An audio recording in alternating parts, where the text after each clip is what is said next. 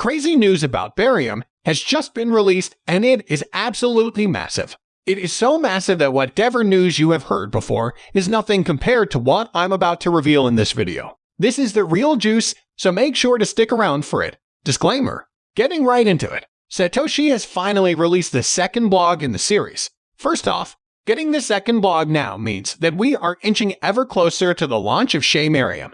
As I mentioned in yesterday's video, Satoshi said that there will be about 4 or 5 other blogs after the first before Shibarium is launched. So we should probably all start doing what we can to get ready for the launch of Shibarium. Secondly, the second blog details all that happened with shibainu in 2022, and it is very insightful. Satoshi announced the launch of this new blog on his Twitter page with the caption, "Let's start the week off right." New Shibarium blog 2022, the year of learning, recaps the year and looks forward toward Shibarium.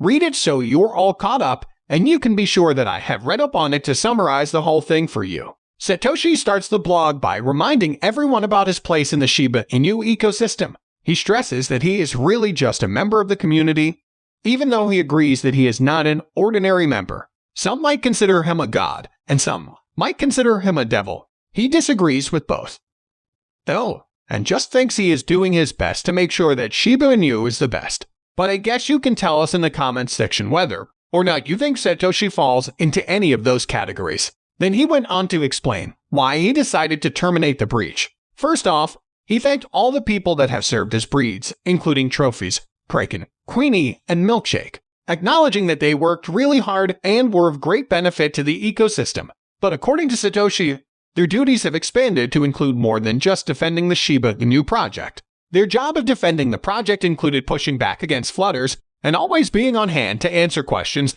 that the community might have. However, they are now more effective for helping shibainu to secure deals with some big-name brands like Bugatti Luggage Group, even without any input from the actual dev team. So Satoshi thinks that they would be best going by the name of the real team as coined by Trophies. What this means is that these guys are apparently still in the Shiba ecosystem, but are focused on doing something more than just defending shibainu.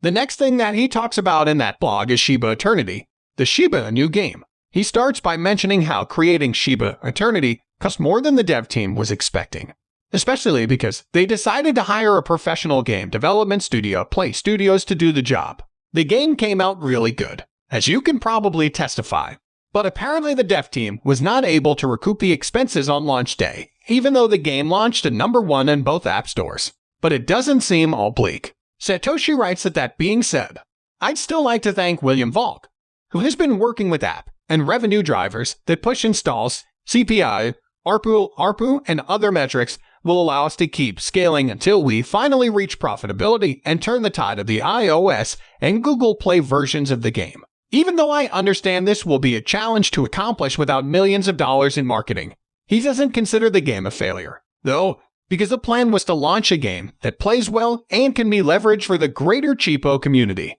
And that's exactly what the game is. That said, there are plans for a lot more exciting things to be done with the game, like introducing more levels and organizing tournaments. But all of that will happen after Shibarium has been launched. The next thing that Satoshi talks about as well, first off, he mentioned something that most of us actually did not know. Apparently the breeds were not excited about the inclusion of Welly into the shibainu ecosystem, and he doesn't understand exactly why. Do you have any idea why the breeds might have resisted the Welly inclusion? Please share your thoughts with us in the comments section below. Anyway, Satoshi goes on to give updates on Welly. They have started remodeling their first location, are preparing to acquire and design the second, and are working on many franchise opportunities as well. He also mentions that he has done his research to figure out how to make Welly work for the greater good of the shibainu project and be useful in real life instead of just being a point system. He seems pretty much confident about what he has come up with. But we'll only find out what it is when Shibarium gets beta tested. The next thing that Satoshi talks about is Shiba fashion, and when we talk about Shiba fashion, we are definitely talking about the John Richmond partnership.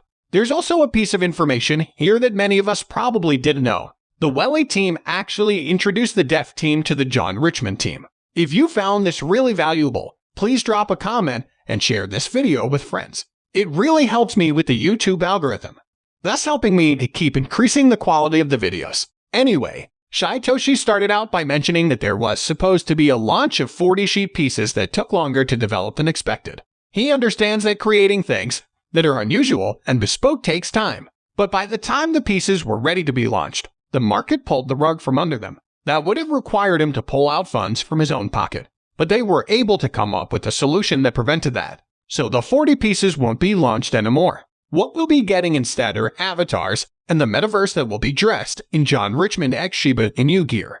Every avatar will be wearing this. He also mentions, though, that I haven't given up on seeing a supermodel in shibainu clothes. In fact, I found more affordable and faster tailors. I'm working on a new distribution strategy and a new pricing that will allow us to lower bespoke design cost savings we can pass on to the community. This will let us move forward with bespoke Shib's clothing when the time is right.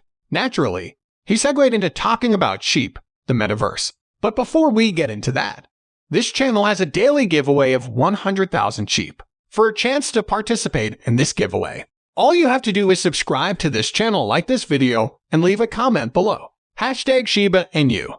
Good luck! Also, there's now a membership option on the channel. Becoming a member gives you access to a private group. Chat with me where we get to discuss crypto gems, finances, and success. If you are interested, hit that membership button. About the metaverse, Satoshi starts by mentioning that William Volk, the lead developer of Shiba Eternity, introduced him to the team that is currently working on the Shibarium metaverse, which he considers the best metaverse in the world. So there's that team, and there's also Shiba NV team working on the metaverse. And the Shiba NV team consists of the real team and some members of the growth team. He mentions that the team has been working really hard even while being under budget, and then he invites everyone to come to his W 2023, where they can get a glimpse of what the metaverse will look like. You could even get some Shiba swag if you attend. According to Satoshi, the last project that he talks about is Shibarium. He launches straight into its eggs, so as you all can see, while many criticize my decisions to work on certain projects,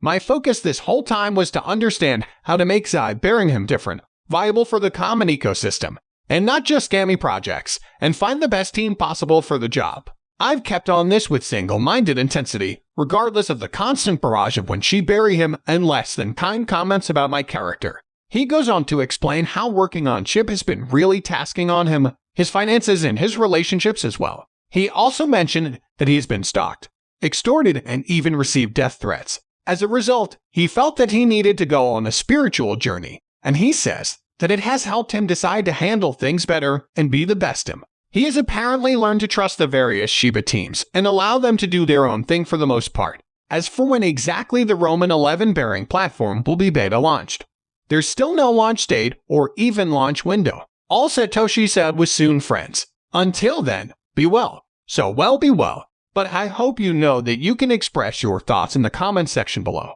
With that, we come to the end of this video. If you enjoyed the video, then please like this video. And don't forget to leave a comment in the comment section. This really helps me with the YouTube algorithm. Also, please share this video to as many people as possible. Let's get this news out there.